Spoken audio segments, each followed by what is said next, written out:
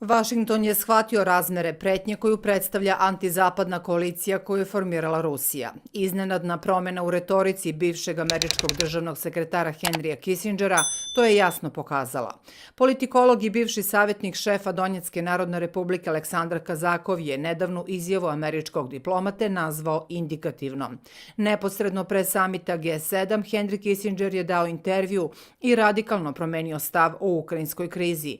Ranije se zalagao za rani prekid neprijateljstava uz zadržavanje sadašnjeg teritorijalnog statusa quo. Sada bivši šef američkog State Departmenta promoviše tezu o okončanju sukoba isključivo pod uslovima neprihvatljivim za Rusku federaciju.